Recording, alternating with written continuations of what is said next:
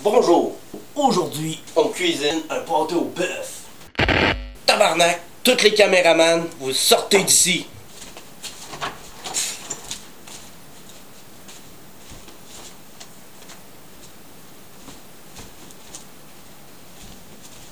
Steve, toi tu restes.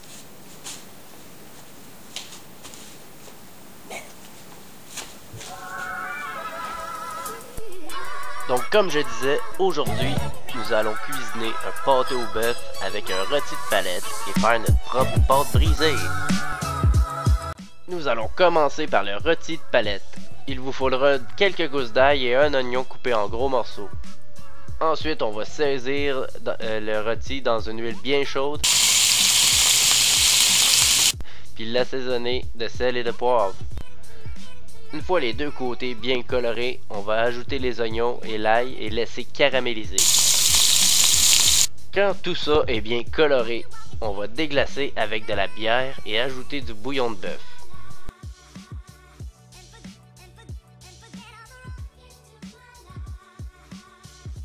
Il faut pratiquement immerger le rôti. On va porter à ébullition et mettre au four à couvert à 325 degrés Fahrenheit pendant 3 à 4 heures.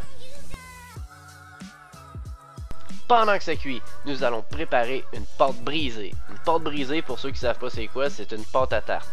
Donc il faut sabler le beurre. Sabler, ça veut dire avec les doigts, on va écraser du beurre dans de la farine.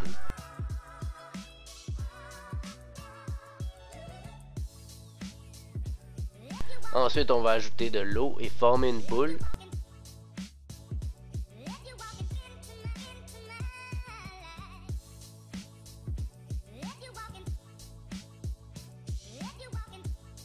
On va l'emballer dans un papier film et la laisser reposer au frigo au minimum 15 minutes.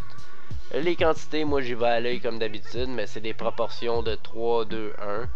C'est-à-dire environ 500 ml de farine pour 250 ml de beurre et 100 ml d'eau. Pour bien réussir une pâte brisée, il y a 3 choses à savoir. La première, c'est qu'il ne faut pas pétrir, sinon la pâte sera élastique.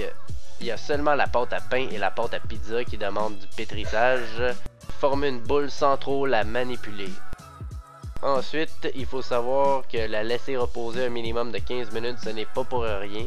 C'est pour permettre de la pâte de se détendre. Chaque molécule de gras et d'eau se place uniformément, ce qui donnera une pâte bien souple et elle ne sera pas élastique. Après ça, le beurre, il faut qu'il soit froid.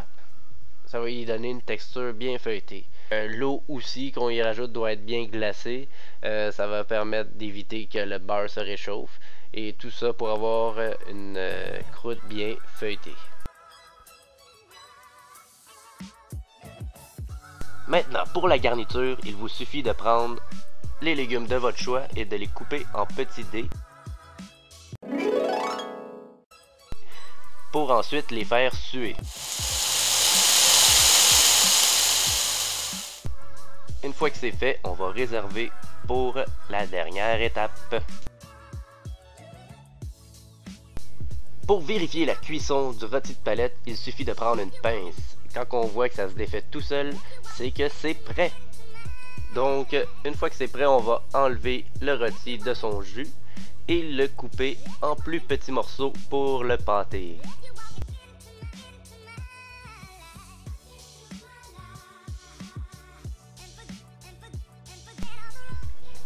Finalement, on va passer notre jus de cuisson sur nos légumes.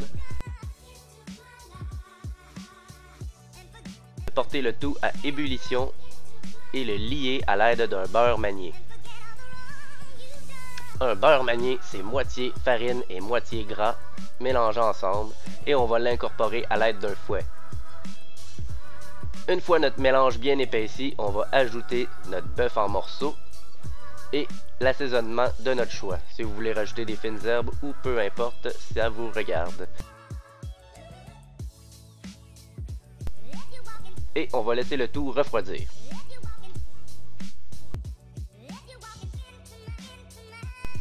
Notre garniture est bien froide, notre pâte a bien reposé On va donc étaler la pâte en mettant un minimum de farine.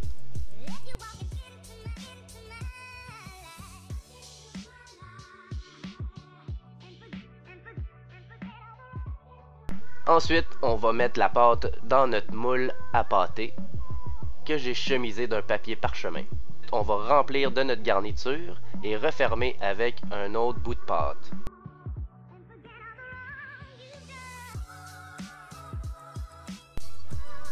Il faut couper le surplus de pâte qui dépasse du moule pour finalement pincer la pâte et bien fermer le pâté. On peut faire aller notre créativité en mettant quelques petites fioritures avec les retailles de pâte. Ici je les colle avec de l'eau. Avoir eu un œuf, j'aurais mis de la dorure, c'est-à-dire un œuf battu. Et on badigeonne la croûte avec un pinceau. Et aussi il est important de faire des trous pour permettre à la vapeur de sortir pendant la cuisson. Cuire dans un four préchauffé à 425 degrés Fahrenheit pendant 35 à 45 minutes ou jusqu'à ce que la pâte soit bien dorée. Et voilà, un bon pâté de rôti de palette avec une pâte brisée faite maison. C'était vraiment un régal, donc essayez à la maison. Merci d'avoir regardé. Si vous aimez, n'oubliez pas le pouce bleu. Si vous avez des questions et des suggestions, la section commentaires est là pour ça. Donc, à la prochaine!